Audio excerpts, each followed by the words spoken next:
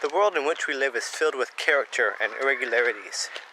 It's these unique qualities of the things that we see in our everyday lives that inspires me and makes me think, what if? Or how could I incorporate this into my work? Or, I don't know, just let your mind run. If you can keep your eyes open and keep your mind open, I think you'll find that there really is inspiration everywhere. I find inspiration in nature, but I seem to find even more inspiration in the man-made world. I don't know, it's just something about, it's just the way that it is. Have a look at this scrolled handle here. What would you do if you had a handle like this? What would you make with it? These gates at their closemost position are at an inward angle. I wonder what a cabinet would look like if the doors were at an inward angle like that, or maybe a tabletop where it goes down and then back up. Or maybe a chair seat with two flat surfaces intersecting like that.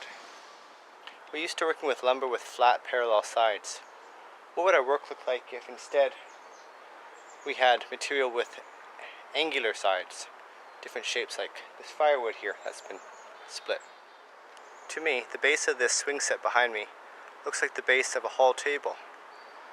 I wonder how I could incorporate chains into the base of a table to maybe support a shelf or something else maybe. This iron cover is held on with a steel strap to keep anyone from moving it or taking it, I suppose. I wonder how I could use such a steel strap in my work, maybe to hold a door closed, or maybe to make it look like it's holding down a tabletop or something. I like the shape of this metal loop installed on the post to hold the chain.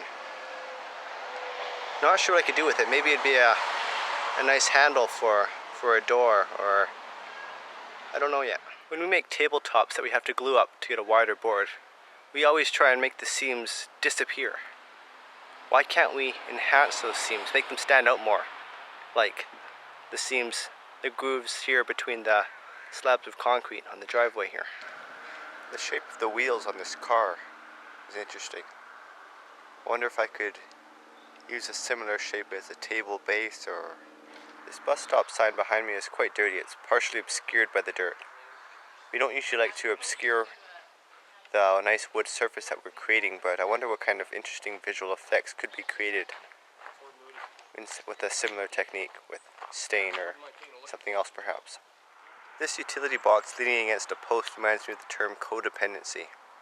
While I don't see myself building a box leaning against a post, although I may, it makes me wonder what a piece named codependency would look like. Check out this mineral staining on the concrete. Quite the vibrant color and quite the contrast to the clean concrete. Nice streaky pattern as well, quite interesting I find. The spray paint on this railing behind me makes me think about the possibilities of using a darker wood for joinery and scarfing it into a lighter or a contrasting wood for the length of the rail. Somebody left a glove here on top of this post. Makes me think about ball and claw feet. Now of course ball and claw feet are always at the bottom, but why couldn't the claw be at the top? Maybe holding up a tabletop. The recesses in this concrete pillar reduce the visual mass of the block.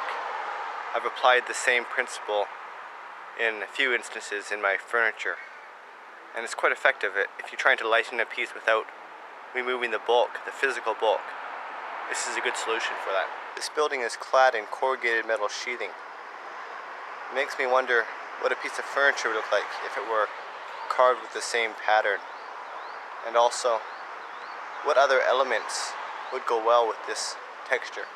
The height of these basketball hoops can be adjusted by sliding the arm up and down the post. I wonder what type of furniture would benefit from a similar mechanism. Sometimes just a little bit extra can elevate a really simple design to something extraordinary, or noteworthy at least. For example, on top of the posts of this chain link fence, they've got finials. Watching this caution tape catch the wind and move, it's making me wonder if I can't incorporate some more dynamic elements into my furniture. Things that will move or appear to move on their own without any interaction from us, the user. I hope this video has given you an insight into the way that I see the world in which I live. Lots of interesting things around, and it's just a matter of interpreting them and seeing them in a way that inspires you. Anything can be inspiring if you let it be.